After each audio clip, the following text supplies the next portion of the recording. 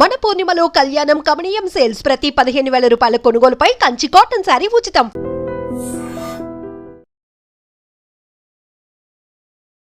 నమస్కారం, welcome to I dream. నేను మీ విజిత. ప్రస్తుతం మనతో పాటు ఉన్నారు ప్రముఖ ఆధ్యాత్మికవేత్త సుభాష్ శర్మ గురువు గారు. నమస్కారం గురువు గారు. శ్రీమాత్రే నమః. గురువు గారు, సూర్యగ్రహణం ఉంది అంటున్నారు, కానీ మన దగ్గర లేదు అని కొంతమంది చెప్తున్నారు. నిజంగా మన ప్రాంతంలో, మన దేశంలో సూర్యగ్రహణ ప్రభావం అనేది ఉందా గురువు గారు? తప్పకుండా తెలియజేస్తాము. ముందుగా ప్రేక్షకులందరికీ శ్రీమాత్రే నమః, శ్రీ గురుభ్యో నమః. నమో దేవ్యై మహాదేవ్యై శివాయై సతతం నమః. నమ ప్రకృత్యై భద్రాయై నిహతాం ప్రణతాస్మిత. గ్రహణ ప్రభావము భారతదేశం నందు లేదు. భారతదేశం నందు ఈ గ్రహణ ప్రభావం అనేటటువంటిది పాటించవలసినటువంటి అవసరం కూడా ఏమీ లేదు. ఈ గ్రహణము కనిపించేటటువంటి దేశాలు 3 దేశాలు ఉన్నాయి. ఆ 3 దేశాల వారు ఈ గ్రహణ నియమాలను పాటిస్తే గనక సరిపోతుంది. ముందుగా ఈ గ్రహణం కనిపించేటటువంటి దేశాలు వచ్చేసి కెనడా, మెక్సికో, యుఎస్ఏ. ఈ 3 దేశాలలో ఈ గ్రహణ ప్రభావం అనేటటువంటిది ఉంటూ ఉంటుంది. తద్వారా ఈ 3 దేశాల వారు ఈ గ్రహణ నియమాలను పాటించాలి. కాకపోతే భారతీయులందరూ కూడా అనేక దేశాలలో విస్తరించి ఉన్నారు. అంటే ఇప్పుడు మనం చెప్పినటువంటి దేశాలలో కూడా మన సనాతన ధర్మం పాటించేటటువంటి వాళ్ళు, మన భారతదేశీయులు అందరూ కూడా అక్కడక్కడ ఉన్నారు. కాబట్టి వాళ్ళు తప్పకుండా వాళ్ళకు ఆ సమయం తెలియదు. కాబట్టి అలాంటి వాళ్ళు ఎవరైనా ఉన్నటువంటి వారు ఉంటే ఆ దేశంలో నేను చెప్పేటటువంటి నియమాలు పాటిస్తే సరిపోతుంది. దాని గురించి పెద్ద భయపడాల్సిన అవసరం ఏమీ కూడా లేదు. ఇప్పుడు కెనడా, మెక్సికో, యుఎస్ఏ ఈ 3 దేశాలలో ఉన్నటువంటి వారు ఎవరైతే సనాతన ధర్మం విలువలు పాటిస్తున్నారో వాళ్ళు ఆచరించవలసినటువంటి నియమాలు ఏంటంటే, గర్భిణీ స్త్రీలు ముఖ్యంగా, అలాగే గర్భిణీ స్త్రీలతో పాటు ఎవరైతే ఆరోగ్యంగా ఉన్నారో వాళ్ళు నియమాలు పాటిస్తే సరిపోతుంది. ముఖ్యంగా ఆ రోజున గ్రహణం పట్టేటటువంటి సమయం వచ్చేసి రాత్రి 9:21 మొదలుకొని మనకు మధ్యరాత్రి 2 గంటల వరకు ఈ గ్రహణ సమయం అనేటటువంటిది ప్రారంభమవుతుంది. తద్వారా ఈ 5 గంటలు ఈ సంవత్సరంలో అతిపెద్ద గ్రహణము, ఎక్కువగా ఉన్నటువంటి సమయము ఈ సూర్యగ్రహణము. ఇది ఈ 3 దేశాల వారికి చాలా అరిష్టము అని చెప్పుకోవచ్చు. అరిష్టము మీన్స్ ఏదైనా ఇబ్బందులు జరిగేటటువంటివి, అంటే వాతావరణంలో మార్పులు జరుగుతాయి, రోగాలు ప్రబలిల్లుతాయి, అలాగే గొడవలు, యుద్ధాలు పెరిగిపోతాయి అనేటటువంటి విషయాలు ఈ గ్రహణం ద్వారా తెలుస్తుంది. తద్వారా ఏమవుతుంది అంటే ఆయా దేశాల వారికి కొన్ని యుద్ధ వాతావరణాలు మొదలుకుంటాయి. కనుక ఈ యుద్ధవాతం రాకుండా ఉండడానికి ఆయా దేశాల వాళ్ళు ఈ యొక్క రాహుగ్రస్త ఈ యొక్క సూర్యగ్రహణాన్ని పాటించాలి. అలాగే ఈ రాహుగ్రస్త సూర్యగ్రహణం అనేటటువంటిది మనిషి జీవితాన్ని ఉద్ధరింపజేసుకోవడానికి అని అర్థం చేసుకోవాలి. గ్రహణం పట్టేటటువంటి సమయంలో భగవంతుడి యొక్క శక్తి క్షీణిస్తుంది. కాబట్టి మానవుడు ఏమేమి ఆచరించాలి అని ధర్మశాస్త్రం చెప్పింది అంటే, గ్రహణం పట్టేటటువంటి సమయంలో పట్టు స్నానం అని చెప్పి చేస్తారు. ఆ స్నానం ఆచరించిన తర్వాత ఆ రోజున జపము, తపము, హోమము, అలాగే దానము, ధర్మము ఈ 5ంటిని కూడా ఆచరించమని చెప్పి సనాతన ధర్మం చెప్పింది. ఎందుకు చెప్పింది? గ్రహణం పట్టేటటువంటి సమయంలో ఎవరైతే ఇలాంటి రకములైనటువంటి పూజాది క్రతువులు, ఇలాంటి ధర్మ కార్యక్రమాలు ఎవరైతే ఆచరిస్తారో మామూలు రోజులలో చేసేటటువంటి పుణ్యానికి బదులు ఆ సమయంలో అత్యంత పుణ్యము, అంటే మనం మామూలు రోజులో ఒక్కింత పుణ్యం చేస్తే గ్రహణ సమయంలో చేసేటటువంటి ప్రభావానికి 100 రెట్ల పుణ్యం కలుగుతుంది అనేటటువంటిది మన పెద్దలు ఋషులు చెప్పినటువంటి వాక్కు. కనుక ఆ సమయంలో గర్భిణీ స్త్రీలు ఎవరైనా ఉన్నటువంటి వారు ఉంటే గనక వాళ్ళు దైవారాధన చేసుకోవడానికి వాళ్ళకు రామాయణం, భాగవతము, లేదంటే ఏదైనా పురాణానికి సంబంధించినటువంటి గ్రంథాలు ఇచ్చే చదువుకోమని చెప్పడము. అలాగే ఒకే దగ్గర కూర్చొని ఉండాలి, అటు ఇటు తిరగకూడదు. అలా తిరిగితే గనక వాళ్ళకేం కాదు, గర్భస్థ శిశువు ఎప్పుడైనా కూడా సూర్యుడి యొక్క తాపం అనేటటువంటిది లోపల, శరీరం లోపల ఉన్నటువంటి అవయవాలకు మాత్రమే అది హాని కలిగిస్తుంది అని మన సనాతన ధర్మం చెప్పింది. అందుకే గర్భిణీ స్త్రీలకు ఎందుకు ఒక దగ్గర కూర్చోమని చెప్తాము అంటే, ఆ సమయంలో గర్భస్థ శిశువుకి ఏదైనా ఇబ్బందులు జరిగే అవకాశం ఉంటుంది. లేదు పుట్టబోయేటటువంటి బిడ్డ అబ్నార్మల్గా పుట్టడము, ఇలాంటివన్నీ జరిగేటటువంటి సంఘటనలు ఉన్నాయి. కాబట్టి ఆ సమయంలో గర్భిణీ స్త్రీలు సూర్యుడి యొక్క వేడి పడకుండా, సూర్యుడి యొక్క కిరణాలు పడకుండా ఆ రోజున వాళ్ళు ఒక జాగ్రత్తను పాటించాలి అని చెప్పి సనాతన ధర్మం చెప్పింది కాబట్టి గర్భిణీ స్త్రీలు ఆ రోజున జాగ్రత్తగా ఉండాలి. ఆహార నియమానికి వచ్చేసరికి అంటే భోజనం చేసేటటువంటి పద్ధతులు ఉంటాయి.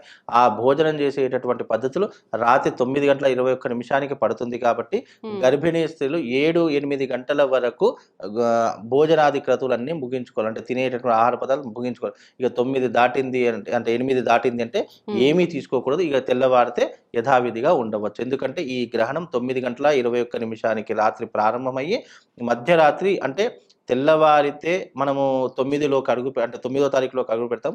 2 గంటలు అంటే 2 AM వరకు ఈ యొక్క గ్రహణ సమయం అనేటటువంటిది ఉంటుంది. కాబట్టి గర్భిణీ స్త్రీలు ఇలాంటి నియమాలు పాటించండి. ఇక ముఖ్యంగా ఈ సంవత్సరము ఈ యొక్క రాసుల యొక్క ప్రభావం అంటే ఈ యొక్క గ్రహణ పరిస్థితులు ఏ రాసుల మీద పడుతుంది అంటే గనక దాని గురించి జ్యోతిష్యులు ఏం చెప్పారు అంటే గనక ఈ సంవత్సరము మీనరాశి వారు ఈ గ్రహణాన్ని చూడకూడదు. అలాగే మేషరాశి వారు ఈ గ్రహణాన్ని చూడకూడదు. సింహరాశి వారు ఈ గ్రహణాన్ని చూడకూడదు. ధనుస్సు రాశి వారు ఈ 4 రాసుల వారికి అధమ ఫలితము అంటే ఈ రాసుల వారికి గ్రహణ ప్రభావం విపరీతంగా ఉంటుంది కాబట్టి గ్రహణ సమయంలో వీరు ఏమీ చేసుకోకూడదు. కేవలము యజ్ఞయాగాదులు మాత్రమే చేసుకోవాలి. దైవారాధన చేసుకోవాలి. వీలుంటే వాళ్లకు అవకాశం ఉంటే దేవాలయంలో నిద్ర చేయాలి. ఇలాంటివి చేసుకోవాలి.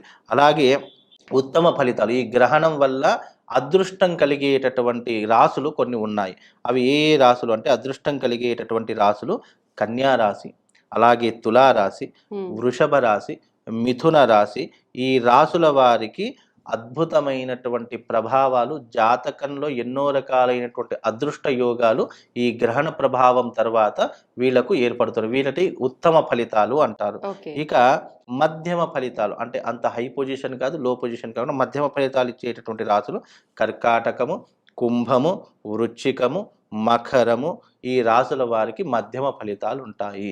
కనుక మధ్యమ ఫలితాలు అంటే మధ్యమ ఫలితాలు ఉన్నటువంటి వాళ్ళు అలాగే అధమ ఫలితాలు ఉన్నటువంటి వాళ్ళు తప్పకుండా ఆ రోజున అరిష్ట నివారణ తంత్రయాగము అని ఉంటుంది. అంటే అరిష్టములు పోవడానికి వాళ్ళకు జీవితంలో ఉత్తమమైనటువంటి విధానాలు కలగడానికి అరిష్ట నివారణ తంత్రయాగము అనేటటువంటిది ఒకటి ఉంటుంది.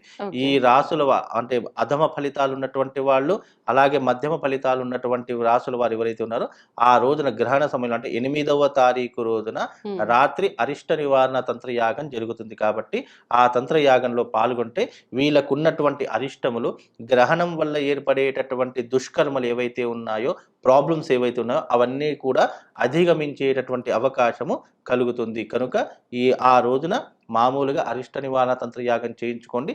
అందరికీ మేలు జరిగేటటువంటి అవకాశం దాని ద్వారా కలుగుతుందమ్మా. ఓకే, నమస్తే. వాగర్థావివ సంపృక్తౌ వాగర్థ ప్రతిపత్తయే జగతః పితరౌ వందే పార్వతీ పరమేశ్వరౌ. సదాశివసమారంభాం శంకరాచార్య మధ్యమాం అస్మదాచార్య పర్యంతం వందే గురుపరంపరాం. ఆదిత్యాయ చ సోమాయ మంగళాయ బుధాయ చ గురుశుక్ర శనిభ్యశ్చ రాహవే కేతవే నమః. శృంగేరి జగద్గురు పీఠాధిపతులకి కంచి పీఠాధిపతులకి నమస్కారములు తెలియచేసుకుంటూ కార్యక్రమాన్ని ప్రారంభిద్దాం. గురువుగారు, ఇప్పుడు అక్టోబర్ 2వ తారీఖు వచ్చే ఈ గ్రహణం ఏదైతే ఉందో ఇది భాద్రపద మాసంలో రావటము అంటే అసలు భాద్రపద మాసంలో గ్రహణాలే రావా? ఈసారి ప్రత్యేకంగా వస్తుందా? అయితే ఈ భాద్రపద మాసంలో వచ్చే ఈ గ్రహణము 5000 సంవత్సరాల తర్వాత వచ్చిన గ్రహణము అని చెప్పి దీనికి చాలా పెద్ద ప్రభావము ఉంది అని చెప్పి దీని తర్వాత మనకు మహాభారతంలో జరిగిన విధ్వంసాలు ఏవైతే ఉన్నాయో దానికి సంబంధించినటువంటి అంతకు మించి విధ్వంసాలు జరిగే అవకాశం ఉందని చెప్పి మనం ఇప్పుడు రకరకాల వార్తలు వింటున్నాం. నిజంగా ఈ గ్రహణానికి అంత ప్రభావం ఉందంటారా? ఇంతకు ముందు ఎప్పుడు భాద్రపద మాసంలో గ్రహణాలే రాలేదా? వస్తే అంత ప్రభావంతో వచ్చాయా? వీక్షించేటువంటి ఐ డ్రీమ్ ప్రేక్షకులకి మనవి ఏంటనంటే ఇప్పుడు ప్రస్తుతం ఈ సూర్యగ్రహణం అక్టోబర్ 2వ తారీఖు రోజున ఏర్పడుతుందమ్మా. ఈ సూర్యగ్రహణం అనేటువంటిది ప్రపంచవ్యాప్తముగా అనేక విపత్తులు వస్తాయి, జననష్టం జరుగుతుంది. ఎప్పుడో మహాభారత కాలంలో జరిగినటువంటి యుద్ధము ఈ గ్రహణ ప్రభావాల వల్ల జరిగాయి. మళ్ళీ అట్లాంటి గ్రహణం మళ్ళీ ఈ రోజున అనగా అక్టోబర్ 2వ తారీఖు రోజున వస్తుంది. దీని తర్వాత మళ్ళీ అలాంటి విపత్తులు జరుగుతాయని చెప్పేసి చాలామంది అనేక మంది పండితులు ఈ దుష్ప్రచారానికి లేవనెత్తారమ్మా. కాబట్టి ఈ వీడియో ఆశాంతం వీక్షించండి. ఎందుకనంటే ఒక నాణానికి బొమ్మ బొరుసు ఎలాగో ఒక చర్యకి మంచి చెడు అనే ఉంటుంది. ఇప్పటి వరకు ఐ డ్రీమ్ ప్రేక్షకులు మీరందరూ కూడా ఒకవైపు భయపడేటువంటి విషయాన్ని మీరు చూశారు. కానీ భయం ఎంతవరకు పడాలి ఈ గ్రహణ ప్రభావం వల్ల? నిజంగా అటువంటి 5000 సంవత్సరాల తర్వాత మళ్ళీ మహాభారత యుద్ధ కాలం నాటి గ్రహణమే మళ్ళీ ఇప్పుడు వస్తుందా, అంత జననష్టం జరుగుతుందా అనేటువంటి విషయాలన్నీ కూడా పటాపంచలు చేయడం జరుగుతుంది. కాబట్టి ఈ యొక్క వీడియోని ఆశాంతం వీక్షించండి. భాద్రపద మాసం, ఈ భాద్రపద మాసంలో అనేకమైనటువంటి పండుగలు ఉంటాయి. ముఖ్యంగా పితృదేవత ఆరాధన చేసేటువంటి మహాలయ పక్షాలు కూడా ఇప్పుడు ఉన్నాయి. యాదృచ్ఛికంగా ఈ భాద్రపద మాసంలోనే ఈ 17వ తారీఖు రోజున చంద్రగ్రహణం, పాక్షిక చంద్రగ్రహణం సెప్టెంబర్, అక్టోబర్ 2వ తారీఖు రోజున ఈ సంపూర్ణ సూర్యగ్రహణం అనేటువంటిది ఏర్పడుతుంది. అయితే ఇవి మన భారతదేశంలో కనిపించదు. కాబట్టి కనిపించినటువంటి ఈ గ్రహణానికి, సూర్యగ్రహణానికి మనం ఆచార నియమాలు పాటించాల్సినటువంటి పని లేదు. అంటే కనిపించకపోయినా ఆ ప్రభావం మన పైన ఉంటుంది, నియమాలు పాటించాలని చెప్తున్నారు కదా. నియమాలు ఆచారాలు పాటించలేకపోయినా పర్వాలేదు, కానీ ప్రభావం మాత్రం ఉంటుందమ్మా. నియమాలు ఆచారాలు అంటే పట్టు విడుపు స్నానాలు, ఇల్లును శుభ్రపరచుకోవడం, నిల్వ ఉన్నటువంటి ఆహార పదార్థాల్లో దర్భపోచలు వేయడము, గ్రహణ తదనంతరం ఇల్లంతా మళ్ళీ శుభ్రం చేసుకోవడం, మళ్ళీ పూజా మందిరం అంతా శుభ్రం చేసుకోవడం, తర్వాత దానాది కార్యక్రమాలు గ్రహణ సంబంధంగా ఏ ఏ రాశులకి ప్రభావం ఉంటుందో అవన్నీ కనిపించే ప్రదేశాలలో నివసిస్తున్నటువంటి ప్రజలు పాటించాలి. మన భారతదేశంలో ఇవి కనిపించదు కాబట్టి ఆచారాలు నియమాలు పాటించాల్సినటువంటి పని లేదు. కానీ ఈ గ్రహణం వల్ల ఏ ఏ రాష్ట్రాల వారికి ఎఫెక్ట్ అవుతుందని మనకు శాస్త్రం చెప్పబడి ఉందో, ప్రపంచవ్యాప్తముగా ఎక్కడ ఉన్నా ఆయా రాశుల్లో జన్మించిన వాళ్ళు ఎవరైనా కానీ ఈ యొక్క ప్రభావానికి గురవుతారు. ముఖ్యంగా ఈ చంద్రగ్రహణము, సూర్యగ్రహణం అనేటువంటిది మోస్ట్ ఎఫెక్టెడ్ కంట్రీ ఏదయ్యానంటే అమెరికా, కెనడా. ఎందుకనంటే చంద్రగ్రహణము అమెరికా, సౌత్ అమెరికా, నార్త్ అమెరికాలో కనబడింది. అలాగే ఇప్పుడు వచ్చేటువంటి సూర్యగ్రహణము Australia, New Zealand, Brazil, Canada, Mexico, Uruguay, Paraguay, Chile, ఈ యొక్క అమెరికా దేశాలలో కనబడుతుంది. కాబట్టి ముఖ్యంగా మన భారతీయులు ఎక్కడ ఉన్నారు? అమెరికాలో ఉన్నారు, మెక్సికోలో ఉన్నారు, కెనడాలో ఉన్నారు, ఆస్ట్రేలియాలో ఉన్నారు, న్యూజిలాండ్లో ఉన్నారు, బ్రెజిల్లో కూడా కొంతమంది ఉన్నారు. కాబట్టి ఈ దేశాలలో జన్మించేటువంటి ధర్మాన్ని పాటించే మన భారతీయులు ఖచ్చితంగా, అంటే ఆ దేశాల్లో ఉన్న అందరూ కూడా పాటిస్తారు. కానీ మిగతా దేశాల వాళ్ళు దీని యొక్క ఖగోళ విజ్ఞానంగా చూస్తారు తప్ప ఆచారంగా చూడరు. మన భారతీయులు ఈ చెప్పినటువంటి America, New Zealand, Australia, Mexico, Canada, Brazil లాంటి దేశాల్లో ఉన్నారు. కాబట్టి వాళ్ళందరూ కూడా ఆ దేశాల్లో నివసించేటువంటి ప్రజలు ఈ యొక్క గ్రహణ సంబంధమైనటువంటి ఆచార నియమాల్ని పాటించాలి. అయితే గ్రహణం ఎప్పుడు వస్తుంది? మనకు ఉజ్జాయింపుగా ఒక్కొక్క దేశంలో లోకల్ టైంని అనుసరించి ఉంటుంది. మనకు అమెరికాని బేస్ చేసుకొని ఈ యొక్క 3:34 నుంచి తెల్లవారుజామున మనకు దాదాపుగా 6 గంటల పాటు ప్రభావం ఉంటుంది. అంటే రాత్రిపూట 9:17 వరకు ఉంటుంది. కాబట్టి దాదాపుగా సుదీర్ఘముగా 6 గంటల పాటు ఉండేటువంటి ఈ యొక్క చంద్రగ్రహణం. కాబట్టి సాధారణంగా దీని ప్రభావము ఖచ్చితంగా కొంత ఉంటుంది. ఎటువంటి ప్రభావం ఉంటుందనంటే, ఎందుకు ఉంటుంది అనంటే, ఈ గ్రహణం, సూర్యగ్రహణం అనగా సూర్యుడు ఉండంగా జరగాలి, చంద్రగ్రహణం అనగా చంద్రుడు ఉండంగా జరగాలి. కానీ ఇప్పుడు అక్టోబర్ 2వ తారీఖు రోజున వచ్చేటువంటి సూర్యగ్రహణము సూర్యుడు ఉండంగా మొదలై చంద్రుడు ఉదయించిన తర్వాత రాత్రిపూట గ్రహణం అంతమవుతుంది. అంటే సుదీర్ఘకాలంగా 6 గంటల ప్రభావం వరకు ఉంటున్నటువంటి గ్రహణం వల్ల కొంత విపరీతమైనటువంటి ఇబ్బందికర పరిస్థితులు అనేటువంటివి ఉంటాయి. అయితే అది ఉన్న ప్రాంతంలోనే కాదమ్మా, దీనికి సంబంధించి మీకు పూర్తి వివరణ ఇస్తాను. వీక్షించేటువంటి ఐటీ ప్రేక్షకులు ఎక్కడా భయపడాల్సినటువంటి అవసరం లేదండి. ఎందుకనంటే సంవత్సరానికి 4-5 చోట్ల గ్రహణాలు అనేటువంటివి వస్తాయి. ఈ గ్రహణాలు ఏంటంటే ప్రకృతిలో ఏర్పడేటువంటి మార్పులు. కాబట్టి ఈ మార్పులకి లోబడి ఆ ప్రకృతిలో జీవనం సాగిస్తున్న సమస్త జీవరాశులకి ప్రభావం ఉంటుంది. ముఖ్యంగా మన మానవులకి ఈ యొక్క గ్రహణ ప్రభావం అనేటువంటిది ఉంటుంది. ఇంతకుముందు చెప్పుకున్నట్టుగా ఏ దేశంలో ఉన్నవాళ్ళు గ్రహణం కనిపిస్తే ఆ దేశం నియమాలు పాటించాలి. కానీ కన్యా రాశిలో హస్త నక్షత్రంలో ఈ సూర్యగ్రహణం ఏర్పడుతుంది. కాబట్టి మేష, వృషభ, మిథున, సింహ, కన్య, తుల, ధనుస్సు, కుంభ, మీన రాశుల్లో జన్మించినటువంటి వారికి ఈ యొక్క గ్రహణ దోష ప్రభావం ప్రపంచవ్యాప్తంగా ఎవరున్నా ఉంటుంది. మన భారతీయులు దీన్ని పాటిస్తారు. కాబట్టి ఈ యొక్క అమెరికా, బ్రెజిల్, ఉరుగ్వే, పరాగ్వే, అలాగే కెనడా, మెక్సికో, ఆస్ట్రేలియా, న్యూజిలాండ్లో నివసించే భారతీయులు నియమాల్ని పాటించాలి. అంటే మన దేశంలో లేకపోయినా కూడా ఆ రాశుల వారిపైన ప్రభావం ఉంది కాబట్టి అది ఇక్కడ వాళ్ళకైనా సరే ప్రభావం చూపిస్తుంది అంటున్నారా? అవునమ్మా. ఓకే. దీనికి గల ఉదాహరణ చెప్తాను. చాలా మంది ప్రేక్షకుల్లో విజ్ఞానం ఉంటుంది, కానీ దాని నిజాలు తెలుసుకోకుండా వాళ్ళు దీన్ని కొట్టిపారేస్తారు. ఇదంతా హంబక్, వేస్ట్, బోకస్, ఇదంతా చెప్తున్నారు అని అంటారు. ఒక్క క్లారిటీ ఇస్తానమ్మా నేను. మనకు 2019 డిసెంబర్ 26వ తారీఖు రోజున సూర్యగ్రహణం అనేటువంటిది ఏర్పడింది. దాని తర్వాత పరిణామాలు ఏం జరిగాయి? అది మన భారతదేశంలో కనిపించింది. కానీ ప్రపంచవ్యాప్తంగా కరోనాతో ఇబ్బంది పడ్డారు కదా 2020లో. అంటే 19వ తారీఖు రోజున ప్రారంభమైనటువంటి యొక్క కరోనా విజృంభణ, మరి దీనికి గల నాంది ఏంటి? 26వ తారీఖు డిసెంబర్ రోజున ఏర్పడినటువంటి సూర్యగ్రహణం. మరి ఒక గ్రహణ ప్రభావంలో ప్రపంచవ్యాప్తంగా నష్టపోయారు కదా, మన భారతదేశంలోనే నష్టం జరగాలి కదా. కానీ చూసుకుంటే ప్రపంచం కంటే భారతదేశంలోనే నష్టం తక్కువైంది. కానీ భారతదేశంలో కనిపించినటువంటి గ్రహణ ప్రభావం ప్రపంచవ్యాప్తంగా ఇబ్బంది పెట్టింది. అట్లాగే ఇప్పుడు చాలా మంది ఏమంటున్నారంటే ఈ భాద్రపద మాసంలో పౌర్ణమి రోజున చంద్రగ్రహణం, అమావాస్య రోజున సూర్యగ్రహణం 5000 సంవత్సరాల కిందట, 3000 సంవత్సరాల కిందట, 1000 సంవత్సరాల కిందట, 500 సంవత్సరాల కిందట వచ్చింది అని అంటున్నారు. విచిత్రం ఏంటంటే నేను గత 110 సంవత్సరాల పంచాంగాన్ని తిరగవేస్తే 1941 సంవత్సరం సెప్టెంబర్ 5వ తారీఖు రోజున శుక్రవారం అయింది, కేతుగ్రస్త చంద్రగ్రహణం వచ్చింది. తర్వాత 21 సెప్టెంబర్ 1941 ఆదివారం రోజున భాద్రపద అమావాస్య రోజున రాహుగ్రస్త సంపూర్ణ సూర్యగ్రహణం వచ్చింది.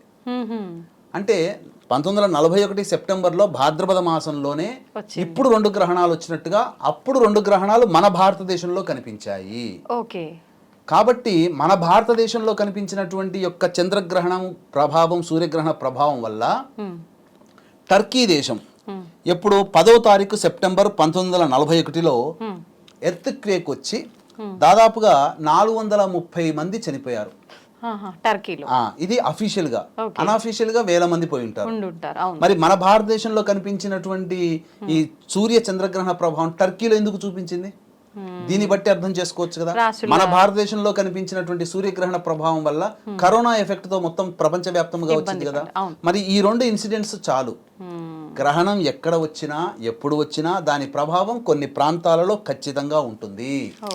కాబట్టి దీన్ని దృష్టిలో పెట్టుకుని వీక్షించేటువంటి ప్రేక్షకులు మేష, వృషభ, మిథున, సింహ, కన్య, తుల, ధనుస్సు, కుంభ, మీన రాశిలో జన్మించిన వారు ఖచ్చితంగా ఈ యొక్క నివారణ చర్యలు చేసుకోవాలి. అయితే మనకు అదే రోజున 2వ తారీఖు రోజున రాత్రి 9:17 నుంచి మధ్యరాత్రి అనగా 3వ తారీఖు తెల్లవారుజామున 3:34 వరకు ఈ గ్రహణం, అంటే అప్పుడు ఏర్పడుతున్నటువంటి గ్రహణాన్ని మన దాంట్లో కన్వర్ట్ చేసుకుంటే వచ్చేటువంటి సమయం ఆ సమయం. కాబట్టి ఆ సమయంలో మనం మేల్కొని ఉండి చక్కగా ఈ సంబంధించినటువంటి దేవతా స్తోత్ర పారాయణం చేసుకోవచ్చు. ఈ యొక్క మేష, వృషభ, మిథున, సింహ, కన్య, తుల, ధనుస్సు, కుంభ, మీన రాశుల్లో జన్మించిన వారు, లేదా 3వ తారీఖు రోజున దసరా నవరాత్రులు ఎట్లాగో ప్రారంభమవుతున్నాయి కాబట్టి ఆ రోజున దగ్గరలోని శివాలయానికి చేరుకొని నవగ్రహాల చుట్టూ శివాయ నమః అంటూ 27 సార్లు ప్రదక్షిణ చేసి ఆ యొక్క శివాలయంలో రాగి పాత్రలో కానీ మట్టి పాత్రలో కానీ ఒక పాత్రలో బియ్యము, ఒక పాత్రలో గోధుమలు, ఒక పాత్రలో ఉలువలు పెట్టి బియ్య పాత్రలో చంద్రబింబము, గోధుమల పాత్రలో సూర్యబింబము, ఉలవల పాత్రలో నాగబింబము అనగా వెండితో చిన్న రూపు పెట్టి బ్రాహ్మణుడికి చేత సంకల్పం చెప్పుకొని బ్రాహ్మణుడికి దానం చేయండి. లేదు అంత శక్తి లేదండి అనుకునేటువంటి వాళ్ళు ఒక కిలోంబావు గోధుమలు, కిలోంబావు బియ్యము, కిలోంబావు ఉలువలు కొని తెచ్చుకొని 3 బకెట్లలో వేరు బకెట్లలో కొన్ని నీళ్లు నింపుకొని ఆ నీటిలో ఒక చిన్న బెల్లం ముక్క వేస్తే కరిగిపోతుంది. ఆ కరిగిపోయిన నీటిలో ఒక దాంట్లో గోధుమలు, ఒక దాంట్లో బియ్యం, ఒక దాంట్లో ఉలువలు నానబెట్టి తెల్లవారి మీరు ఈ సంబంధించినటువంటి గ్రహణ సమయంలో అనగా సాయంకాల సమయంలో శివాలయానికి చేరుకొని అర్చన జరిపించుకొని అక్కడ ఉన్నటువంటి ఆవుకి తినిపించవచ్చు. ఆవుకి తినిపించిన ఆ దోషం పోతుంది. కాబట్టి ఇవి సామాన్య మానవుడు చేసుకోగలిగేటువంటిది. లేదు మంత్రపూర్వకంగా చేసుకోదలిస్తే ఈ యొక్క మేష, వృషభ, మిథున, సింహ, కన్య, తుల, ధనుస్సు, కుంభ, మీన రాశిలో జన్మించిన వారికి ఈ యొక్క గ్రహణ దోష నివారణ హోమాది కార్యక్రమాలు మా పీఠం ఆధ్వర్యంలో 3వ తారీఖు రోజున మధ్యాహ్నం 3 గంటలకి ప్రారంభమవుతున్నాయి. కాబట్టి మధ్యాహ్నం 12 వరకు గోతనామాలు నమోదు చేసుకోవచ్చు. కేవలం పర్ హెడ్ 1500 రూపాయలకి చేయించడం జరుగుతుంది. అవకాశం ఉన్న వాళ్ళు కార్యక్రమ తదనంతరం కాంటాక్ట్ చేసి పూర్తి వివరాలు తెలుసుకోవచ్చు. ఇది చెప్పబడి ఉన్నటువంటిది. గురుగారు, ఆల్రెడీ నేను క్వశ్చన్ స్టార్టింగ్లోనే మిమ్మల్ని అడిగాను, మళ్ళీ అడుగుతున్నా. చాలా మందిలో ఒక సందేహం ఏంటి అంటే, ప్రత్యేకించి భాద్రపద మాసంలో మనకు ప్రతి సంవత్సరంలో కూడా 2 సూర్యగ్రహణాలు 2 చంద్రగ్రహణాలు వస్తాయని చెప్పి విన్నాం.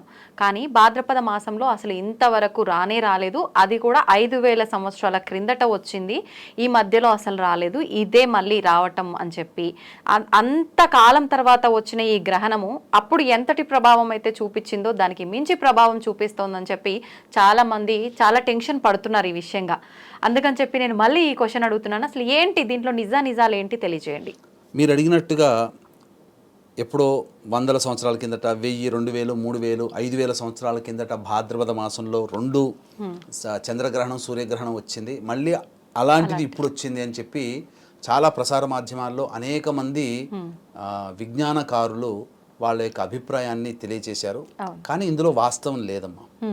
ఎందుకనంటే ఇది నిజంగా జరిగిందా అన్నప్పుడు కేవలం మన భారతదేశంలోనే భాద్రపద మాసంలో కనిపించినటువంటి గ్రహణాల లిస్టుని మనకు స్వాతంత్రం కంటే ముందు నుంచి ఉన్న లిస్టుని తీశానమ్మా. అందులో యాదృచ్ఛికంగా కాదు, ఆశ్చర్యకరంగా వీళ్ళందరూ 1000 సంవత్సరాలని చెప్తున్నారు. 100 సంవత్సరాలు కూడా నిండక ముందే 80 సంవత్సరాల కిందటనే ఇదే భాద్రపద మాసంలో పౌర్ణమి నాడు చంద్రగ్రహణం, అమావాస్య నాడు సూర్యగ్రహణం ఏర్పడింది. కాబట్టి ఎప్పుడు అవన్నీ మీకు తెలియజేస్తానమ్మా. 5 సెప్టెంబర్ 1941 శుక్రవారం భాద్రపద పౌర్ణమి కేతుగ్రస్త చంద్రగ్రహణం వచ్చింది. 21 సెప్టెంబర్ 1941 ఆదివారం భాద్రపద అమావాస్య రాహుగ్రస్త సంపూర్ణ సూర్యగ్రహణం. ఇక 5 సెప్టెంబర్ 1960 సోమవారం భాద్రపద పౌర్ణమి కేతుగ్రస్త చంద్రగ్రహణం. 22 సెప్టెంబర్ 1968 ఆదివారం భాద్రపద అమావాస్య సూర్యగ్రహణం. 16 సెప్టెంబర్ 1978 శనివారం భాద్రపద పౌర్ణమి కేతుగ్రస్త చంద్రగ్రహణం. 23 సెప్టెంబర్ 1987 బుధవారం భాద్రపద అమావాస్య కేతుగ్రస్త సూర్యగ్రహణం. ఇక 16 సెప్టెంబర్ 1997 మంగళవారం భాద్రపద పౌర్ణమి కేతుగ్రస్త చంద్రగ్రహణం. 6 సెప్టెంబర్ 1998 ఆదివారం భాద్రపద పౌర్ణమి కేతుగ్రస్త చంద్రగ్రహణం. 3 అక్టోబర్ 2005 సోమవారం భాద్రపద అమావాస్య కేతుగ్రస్త సూర్యగ్రహణం. 7 సెప్టెంబర్ 2006 గురువారం భాద్రపద పౌర్ణమి రాహుగ్రస్త ఖండాగ్రాస చంద్రగ్రహణం. 7 సెప్టెంబర్ 2025 అంటే వీక్షించేటువంటి ఐడ్రీమ్ ప్రేక్షకులు గమనించాలి, ఈ యొక్క అక్టోబర్ 2 సెప్టెంబర్ 2024 వచ్చేటువంటి సూర్యగ్రహణము మనకు భారతదేశంలో కనిపించదు. అయినప్పటికీ నెక్స్ట్ ఇయర్ 2025 సెప్టెంబర్లో ఇప్పుడు జరుగుతున్నటువంటి ప్రచారం ఏంటంటే భాద్రపద మాసంలో అసలు గ్రహణాలు 5000 సంవత్సరాల తర్వాత వచ్చాయని చెప్పి చూస్తే ప్రతి 10 సంవత్సరాలకు ఒకసారి ఉంది. ఆశ్చర్యకరంగా ఏంటంటే వచ్చే సంవత్సరం అంటే 7 సెప్టెంబర్ 2025 ఆదివారం భాద్రపద పౌర్ణమి రాహుగ్రస్త సంపూర్ణ చంద్రగ్రహణం వస్తుంది సంవత్సరానికి. మళ్ళీ 14 అక్టోబర్ 2042లో మంగళవారం నాడు భాద్రపద అమావాస్య కేతుగ్రస్త సంపూర్ణ సూర్యగ్రహణం. అలాగే 7 సెప్టెంబర్ 2044 బుధవారం భాద్రపద పౌర్ణమి రాహుగ్రస్త సంపూర్ణ చంద్రగ్రహణం. మళ్ళీ ఒక 19 సంవత్సరాల తర్వాత. కాబట్టి మీరు గమనించుకున్నట్లయితే ఇదంతా అవాస్తవమే కదమ్మా, ప్రజల్ని భయపెట్టడానికే తప్ప ఇవన్నీ కూడా అయ్యో 5000 సంవత్సరాల కింద జరిగింది మనకు రాదా. ఇప్పుడు నేను చెప్పిన గనక డేట్స్ని, ఇయర్స్ని, మంత్ని అన్ని సెప్టెంబర్ మంతే కదా, సెప్టెంబర్ మంత్లోనే భాద్రపద మాసం వస్తుంది. ఇప్పుడు నేను చెప్పిన డేట్స్ అన్ని సెప్టెంబర్ మంత్. ఇవన్నీ కూడా మన భారతదేశంలో కనిపించిన సూర్యగ్రహణ చంద్రగ్రహణాలు కనిపించినవి. మరి ఈ సంవత్సరాలు కాకుండా మిగతా సంవత్సరాల్లో సెప్టెంబర్ మాసంలో అనేక దేశాల్లో కూడా గ్రహణాలు వచ్చుంటాయి కదా. మన భారతదేశంలోనే దాదాపుగా 10 గ్రహణాలు వచ్చాయి, 10-11 గ్రహణాలు. మరి ఈ చెప్పబడిన సంవత్సరాలు కాకుండా మిగతా సంవత్సరాల్లో అనేక దేశాల్లో ఈ యొక్క భాద్రపద మాసంలో కూడా వచ్చుంటాయి. కాబట్టి ఎవ్వరు కూడా ఈ యొక్క వదంతుల్ని నమ్మకండి. గ్రహణ ప్రభావం అనేటువంటిది కొంత ఉంటుందమ్మా. వాస్తవానికి ఈ గ్రహణ ప్రభావం వల్ల కనిపించే దేశంలోనే ఉంటుందనేటువంటిది అపవాదు. ఎందుకనంటే దీనికి ప్రత్యక్ష ఉదాహరణ ఈ అక్టోబర్ 2వ తారీఖు రోజున హస్తా నక్షత్రయుక్త కేతుగ్రస్త సంపూర్ణ సూర్యగ్రహణం అనేటువంటిది ఏర్పడుతుంది. ఓకే. కాబట్టి ఇక్కడ గ్రహణం అనేటువంటిది ఏర్పడిన దేశాల్లోనే, కనిపించే దేశాల్లోనే ప్రభావం ఉంటుంది, మిగతా దేశాలలో ప్రభావం ఉండదు అని చెప్పడానికి వీలు లేదమ్మా. ఎందుకనంటే ఇక్కడ అక్టోబర్ 2వ తారీఖు రోజున గ్రహణం వస్తుంది కదా. అవును. ఈ గ్రహణం వస్తున్న సందర్భంలో మనం ఇప్పుడు చేస్తున్న వీడియోకి ముందు రోజు మీరు ఇజ్రాయిల్ లెబనాన్ మధ్య యుద్ధం జరిగితే దాదాపుగా 496 మందిని ఈ మిలిటరీ దళాలు చంపడం జరిగింది. ఓకే. మారణ హోమం జరిగింది కదా. మరి ఇజ్రాయెల్లో కనబడుతుందా? గ్రహణం కనబడదు. కానీ ఇజ్రాయెల్ పాలస్తీనా మధ్య యుద్ధము అనేక సంవత్సరాలుగా జరుగుతుంది, సంవత్సరం నుంచి జరుగుతుంది. ఈ మధ్యన కూడా చాలా ఎక్కువగా అయ్యాయి. కానీ ఇంత జన నష్టం ఎప్పుడు జరగలే. కానీ పౌర్ణమి తర్వాత ఏర్పడినటువంటి గ్రహణం, పౌర్ణమి రోజున ఏర్పడిన గ్రహణం, మళ్ళీ ఈ సూర్యగ్రహణం మధ్యలో ఈ యొక్క యుద్ధంలో 496 మంది అధికారికంగా, అనధికారికంగా మనం చెప్పలేం. కాబట్టి అలాగే గ్రహణం మనకు ఏర్పడింది 2019లో డిసెంబర్లో. కానీ దీనివల్ల కరోనా ప్రపంచవ్యాప్తంగా వచ్చింది. అలాగే ఇప్పుడు మనం చెప్పుకున్నాం భాద్రపద మాసంలో, ఈ భాద్రపద మాసంలో సెప్టెంబర్ 17న చంద్రగ్రహణం, అక్టోబర్ 2వ తారీఖు రోజున సంపూర్ణ సూర్యగ్రహణం. మన దేశంలో కనిపించకపోయినప్పటికీ విదేశాల్లో కనిపిస్తుంది. కానీ ఇట్లాంటి 2 గ్రహణాలు, చంద్ర సూర్యగ్రహణాలు 1941లో సేమ్ సెప్టెంబర్ భాద్రపద మాసంలో చంద్రగ్రహణం సూర్యగ్రహణం ఏర్పడింది. మరి 10వ తారీఖు సెప్టెంబర్ రోజున టర్కీలో 430 మంది ఎలా చనిపోయారు? టర్కీలో లేదే ఆ సమయానికి గ్రహణం. అంటే ఇంకా మనము తెలుసుకోవాల్సిన అంశం ఏంటంటే ఈ గ్రహణం వల్ల మోస్ట్ ఎఫెక్ట్ కంట్రీ ఎవరయ్యానంటే ఈ యొక్క అమెరికా. అందుకనే ఇప్పుడు హరికేన్ తుఫాన్ జరుగుతుంది. 530 కిలోమీటర్ల వేగంతో ఈ యొక్క తుఫాన్ అనేటువంటిది ఉంది. కాబట్టి ఇక్కడ జరగాల్సినటువంటి నష్టం అమెరికాలో జరుగుతుంది. మనకే ప్రభావం ఉండదా? మనకే ప్రభావం లేకపోయినప్పటికీ కూడా కొన్ని రాష్ట్రాల వారు ఇంతకుముందు చెప్పుకున్నట్టు ప్రభావం ఉంటుంది. కానీ అక్టోబర్లో లేదా నవంబర్లో అమెరికాలో ఎన్నికలు జరగబోతున్నాయి. ఏదైనా కానీ జరగవచ్చు. అలాగే నవంబర్ మాసంలో గ్రహాల మార్పు అనేటువంటిది ఏర్పడుతుంది. గ్రహాల యొక్క పరస్పర వీక్షణలు పెరుగుతాయి. తద్వారా నవంబర్ ఎండింగ్లో భూకంపాలు పెరిగే అవకాశాలు ఎక్కువగా ఉన్నాయి వివిధ దేశాల్లో. అవన్నీ అవకాశం వచ్చినప్పుడు మనం తెలియజేసుకుందాం. కాబట్టి ఇప్పుడు మనకు భారతదేశంలో కనిపించకపోయినప్పటికీ ఈ యొక్క కన్యా రాశిలో గ్రహణం ఏర్పడుతున్నటువంటి కారణం చేత కొన్ని రాశుల వారికి, అనగా మేష, వృషభ, మిథున, సింహ, కన్య, తుల, ధనుస్సు, కుంభ, మీన రాశుల్లో జన్మించినటువంటి వారు ఈ యొక్క గ్రహణ దోషానికి గురవుతారు. కాబట్టి చెప్పినటువంటి పరిహారాలని చక్కగా మీరు పాటించండి. లేదు చేసుకోలేము అని అంటారా, 3వ తారీఖు రోజున మన పీఠం ఆధ్వర్యంలో కేవలం పర్ హెడ్ 1500కి మధ్యాహ్నం 3 గంటలకి ఈ యొక్క గ్రహణ దోష నివారణ హోమాలు ప్రారంభమవుతున్నాయి. దాంట్లో మీ గోతనామాలు నమోదు చేసుకోవచ్చు. అలాగే అక్టోబర్ 2వ తారీఖు రోజున మహాలయ అమావాస్య పితృపక్ష తిథుల్లో తండ్రి వైపు 3 తరాలు, తల్లి వైపు 3 తరాల్లో చనిపోయిన వారి ఆత్మతృప్తి కోసం పిండ ప్రదానాలు, తర్పణాది కార్యక్రమాలు జరిపించడం జరుగుతున్నాయి. కాబట్టి వీటి రుసుముకు సంబంధించిన వివరాలు కార్యక్రమాలు అందరితో కాంటాక్ట్ చేసి పూర్తి వివరాలు తెలుసుకోవచ్చు. అయితే మొత్తానికి ప్రజలందరూ కూడా భయపడాల్సిన అవసరం అయితే లేదు ప్రసార మాధ్యమాల్లో వచ్చే వార్తలు విని. ఇప్పుడు మీరు చెప్పినట్టుగా ఈ లెక్క చూసుకుంటే నిజంగా ప్రతి 10 సంవత్సరాల్లో 1940వ సంవత్సరం నుంచి ప్రతి 10-15 సంవత్సరాలకు ఒకసారి భాద్రపద మాసంలోనే సెప్టెంబర్ నెలలోనే గ్రహణాలు వచ్చున్నాయి. మనకు రాలేదు అనేది అవాస్తవం అని తేలిపోయింది. అవాస్తవం ఎందుకనంటే ద్వాపర యుగంలో మహాభారత యుద్ధం జరిగింది. ఆ తర్వాత మళ్ళీ ఇట్లాంటి గ్రహణం రాలేదన్నారు. ఈ ద్వాపర యుద్ధం తర్వాత ఈ రోజు వరకు మధ్యలో ఎన్ని దేశాలు యుద్ధాలు పాల్గొన్నాయి, ఎంతమంది చనిపోయి ఉంటారు. తర్వాత మన దేశాన్ని డచ్ వారు, అలాగే ఆంగ్లేయులు, వీళ్ళందరూ, ఫ్రెంచ్ వారు, వీళ్ళందరూ పరిపాలించారు కదా. అప్పుడు కూడా యుద్ధాలు జరిగాయి. అప్పుడు కూడా వేల మంది చనిపోయారు. మరి అప్పుడు అది కూడా జన నష్టమే కదా. అంటే మహాభారత యుద్ధంలో జరిగిన నష్టం మళ్ళీ ఇప్పుడు ఇటు జరుగుతుంది. ఈ మధ్యలో అసలు జన నష్టమే జరగలేదన్నట్టుగా ఆ భావనకు తీసుకుని వచ్చారు చాలా మంది. ఇది అవాస్తవము. గ్రహణాలు సాధారణంగా వస్తాయి, ప్రకృతిలో ఎక్కడొక్కడ విపత్తులు వస్తాయి. కాబట్టి గ్రహణ శాంతి చేయించుకుంటే చాలమ్మా, మనం సేఫ్గా ఉంటాం. అంటే ఇక్కడ గమనించాల్సిన అంశం ఏంటనంటే ఇప్పుడు ఈ చెప్పబడినటువంటి మేష, వృషభ, మిథున, సింహ, కన్య, తుల, ధనుస్సు, కుంభ, మీన రాశుల్లో జన్మించిన వారికి ఎలా ఉంటుందంటే పెద్ద విపత్తులు ఏమి జరగవు, ప్రాణహాని అంటూ ఏమీ జరగదు. కానీ ప్రాణహాని కూడా జరుగుతుందని భయపెడుతున్నారు. కానీ ప్రాణహాని జరగదమ్మా. కాకపోతే సమస్యలు వస్తాయి. ఇప్పుడు ఒక ఉద్యోగ ప్రయత్నానికి 3 ప్రయత్నాలు చేస్తే ఉద్యోగం వస్తుంది ఒక వ్యక్తికి. 10 ప్రయత్నాలు చేస్తే కానీ ఉద్యోగం రాదు. మరి సమస్య 2 ఇంతలు పెరిగింది కదా.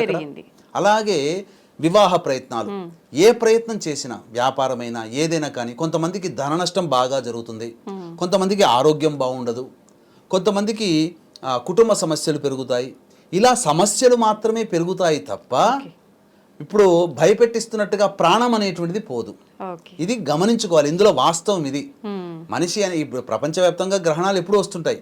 సర్వసాధారణ వచ్చిన ప్రతి గ్రహణానికి ఇలా ప్రకృతి చంపేసుకుంటూ పోతే ఇక జీవరాశి ఎందుకు? గ్రహణాలే మనిషిని చంపేసేటట్టయితే గ్రహణాలు ఏంటి? దైవం ఎక్కడ ఉన్నది? దైవం కూడా రక్షిస్తుంది కదా, మంచి వాళ్ళని శిష్ట రక్షణ దుష్ట శిక్షణ జరుగుతుంది కదా. కాకపోతే మన చుట్టుపక్కలనే మంచి చెడు ఉంటారు. చెడ్డ వాళ్ళకి ఎక్కువగా చెడు జరుగుతుంది, మంచి వాళ్ళకి ఎక్కువగా మంచి జరుగుతుంది, కొద్దిగా చెడు జరుగుతుంది. అంతే తప్ప చిన్న సమస్య కాస్త పెద్దగా అవుతుందే తప్ప ప్రాణం పోయేంత సమస్య అయితే కాదు. కాబట్టి ఇటువంటి అవాస్తవాన్ని నమ్మి మీరు భయపడిపోయి ఏం జరుగుతుందో ఆ భయంతో కొంతమంది ప్రాణాలు కోల్పోతారమ్మా. అంతలాగా భయపెడుతున్నారు వీక్షించేటువంటి ఐడ్రీమ్ ప్రేక్షకులు. అటువంటి భయాలు పడాల్సిన అవసరం లేదు. కాకపోతే ఈ మేష, వృషభ, మిథున, సింహ, కన్య, తుల, ధనుస్సు, కుంభ, మీన. And for more videos, please subscribe to iDream. Please subscribe to iDream. Please subscribe iDream. And please subscribe to iDream. For more videos, subscribe to iDream. please like, share and subscribe to the channel. Congratulations, iDream. Subscribe to iDream. Subscribe to iDream. So subscribe to iDream Media. iDream ki iDream team andarki huge congratulations. Please subscribe iDream Media. Please subscribe to iDream. Subscribe iDream. Please subscribe to iDream. iDream అంటే నా కళల ఛానల్ను subscribe చేసుకున్న నోరు తిరుగుతలేదు. మీరైతే గంట గుర్తు కొట్టండి. For more such videos, please subscribe to iDream. Subscribe to iDream. Please subscribe to iDream. Please subscribe iDream Media. Please do subscribe to iDream. Please subscribe to iDream Media. For best entertainment and information, please subscribe iDream. And don't forget to subscribe to iDream.